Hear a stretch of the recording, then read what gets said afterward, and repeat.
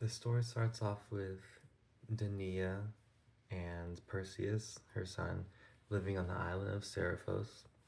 And the king starts falling in love with Dania, but she's not reciprocating that love. And he thinks it's because of her son Perseus. So he tries getting rid of him by sending him away on a quest to kill Medusa. Um, and he thinks he won't survive because, I mean, no one else has.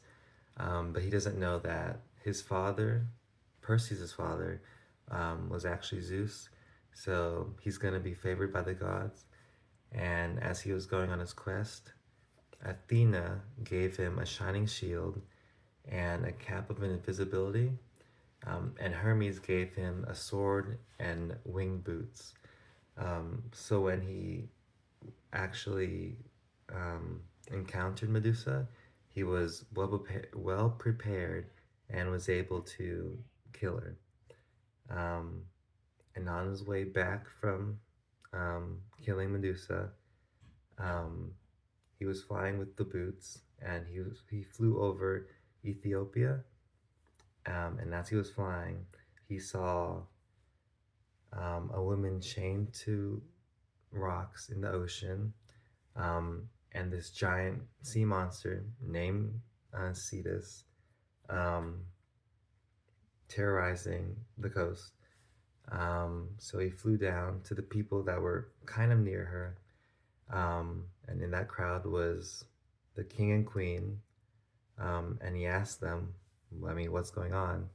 Um, and the queen explained that um, she was talking to sea nymphs and was bragging about how their daughter Andromeda um, was more beautiful than all of them, all of the sea nymphs, um, and they didn't like that. So they went and snitched to Poseidon, and Poseidon unleashed Cetus onto the kingdom. Um, so in turn, the king went to an oracle, and she said that the only way to save them is to sacrifice their daughter, Andromeda, and she was the one now chained to rocks.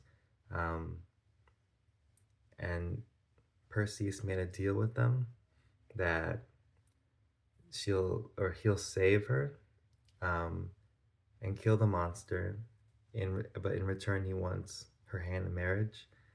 Um, so they agree, and Perseus flies around and dodges the attacks from Cetus, and eventually kills him by turning him to stone with the Medusa's severed head. Um, and they both go back to Seriphos, Perseus and Andromeda, um, and they get married, or try to get married. Um, but Polydectes, the king that was in love with Denia, um, didn't want him, or didn't expect him to come back alive, and didn't want him alive.